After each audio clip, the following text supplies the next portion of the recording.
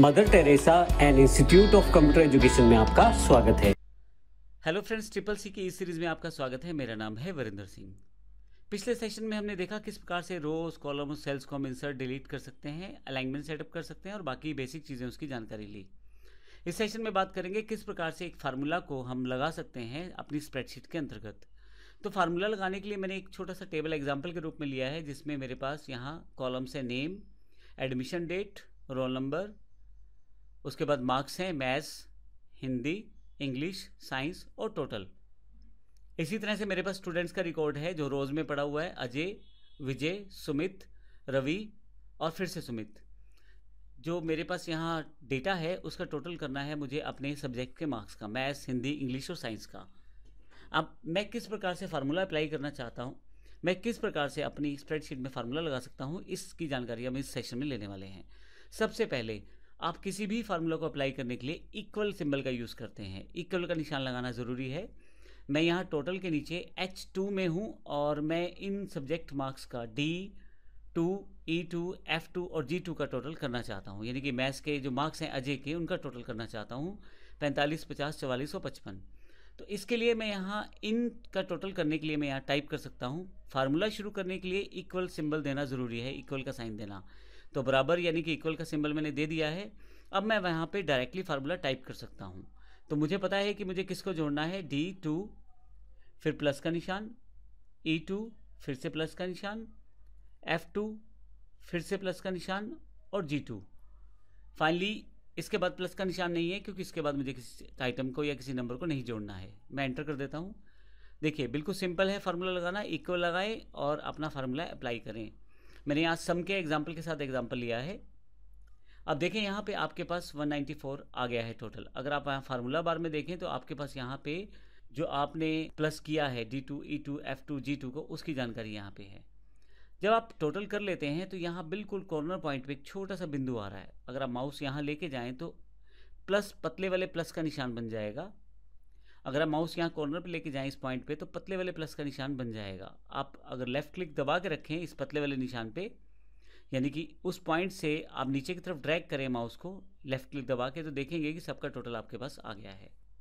ये मैंने पहला तरीका बताया है टोटल करने का। आप जब भी माउस का क्लिक करेंगे टोटल पे, तो जैसे S2 पे क्लिक किया है मैंने, तो S2 में जो फार्मूलेशन अप्लाइड है उसकी जानकारी यहाँ पे है, D2, E2, F2, G2। मैं नीचे 222 टोटल पे आता हूँ जो कि विजय के मार्क्स का टोटल है। तो यहाँ पे फार्मूला बार में देखें D3, E3, F3 और G3 है। इस तरह से 277 पे अलग सेल्स का टोटल है, 215 जो है अलग सेल्स का है और H6 में जो टोटल पड़ा है मेरे पास वो D6, E6, F6 और G6 का है। तो इस तरह से आप, ये पहला और सिंपल तरीका है, आप इक्वल का निशान प्रेस करें और उसके बाद अपने नंबर्स को टोटल करना शुरू करें सेल्स के नंबर्स को जोड़ते हुए। मैं यहाँ डिलीट कर देता हूँ पहला तरीका। दूसरे तरीके पे आते हैं। दूसरे तरीके में मैं सम फंक्शन का यूज़ कर सकता हूँ। अब देखिए मेरे पास इन्हीं चारों का टोटल करना है, तो यहाँ मेरे पास ऑटो सम का एक ऑप्शन है। मैं क्लिक करूँगा जब इस पर, तो सम फार्मूला को मैं यहाँ से सिलेक्ट कर लूँगा तो एक ऑटोमेटिक रेंज की सिलेक्शन हो जाएगी। आप देखेंगे इस फार्मूला का तरीका क्या है लगाने का, इक्वल ज़रूर आएगा जो आ गया है। सम एक फंक्शन का नाम है, इसके साथ दो ब्रैकेट्स हैं, एक ओपनिंग और एक क्लोजिंग। इसके बीच में जो रेंज आप देंगे सेल्स की, उसका टोटल आपको यहाँ पे मिल जाएगा। एक और इम्पोर्टेंट बात, जब आपने सम लिया है तो आप देखेंगे कि B2 से लेकर G2 तक की सारी रेंज सिलेक्टेड है, यानी कि इसके बीच में जितने भी सेल्स हैं B2 से G2 तक जितने भी सेल्स हैं सबको इंक्लूड कर लिया गया है रेंज में।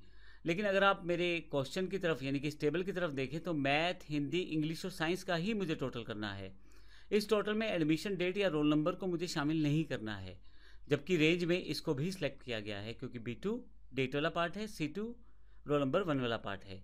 तो ऐसे केस में मैं रेंज घटा भी सकता हूँ। इसके लिए अगर आप यहाँ देखें तो 2 पॉइंट्स यहाँ पे हैं, ब्लू आपके पास बॉर्डर लाइन आ रही है। अगर मैं इसको पीछे की तरफ, इस रेंज लाइन को पीछे की तरफ वापस लेके आऊँ और मैथ तक ले आऊँ, तो मेरे पास अब जो नई रेंज सेलेक्टेड है वो D2 से G2 तक है। फार्मूला में देख सकते हैं। फाइनली इस तरह से आप रेंज सिलेक्शन कर सकते हैं, यानी कि जो पार्ट ऑफ डेटा नहीं चाहिए आप उसको हटा दें, इस रेंज में मत लेके आएँ, उसका टोटल नहीं होगा। तो अब D2, E2, F2 और G2 इन सभी सेल्स का टोटल होगा। मैं एंटर कर देता हूँ, मेरे पास आंसर आ जाएगा। एक बार आंसर आने के बाद फिर से कॉर्नर पॉइंट पे ये छोटा सा बिंदु है, यहाँ माउस लेके जाएं, लेफ्ट क्लिक दबा के रखें और नीचे की तरफ ट्रैक करें, तो सबका आंसर आपके पास आ जाएगा। तो ये हमारे पास दूसरा तरीका था टोटल करने का, सम फंक्शन के द्वारा। मैं डिलीट कर देता हूँ। अब हम तीसरे तरीके से देखेंगे टोटल कैसे कर सकते हैं हम लोग। हम सिर्फ फार्मूला अप्लाई करना सीख रहे हैं।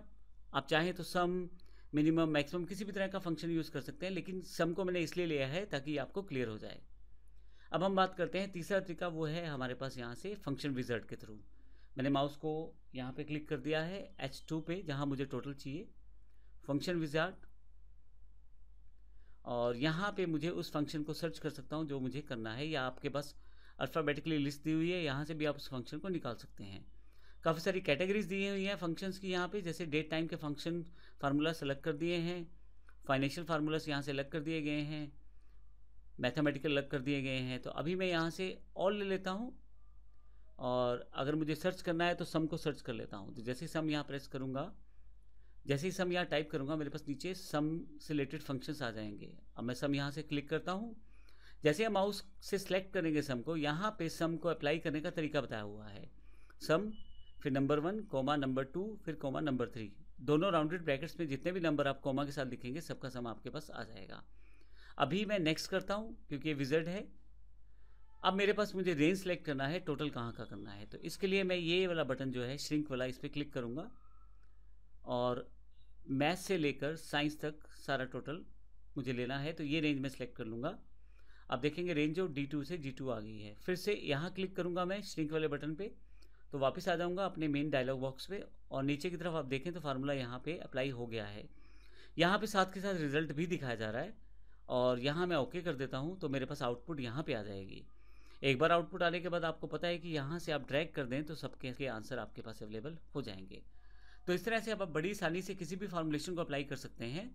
सेल्स को कैसे प्रयोग करते हैं फार्मूला लगाते समय, मैंने 3 तरीकों से बताया है। सबसे पहला तरीका आपके पास टाइप करके है, दूसरा तरीका सम फंक्शन के द्वारा, और तीसरा तरीका फंक्शन विज़ार्ड के थ्रू सम फंक्शन को अप्लाई करना। तो अगले सेशन में हम फिर आगे की तरफ चलेंगे और अधिक जानकारी लेंगे हमारे फंक्शंस और इन्फॉर्मेशन के बारे में। धन्यवाद।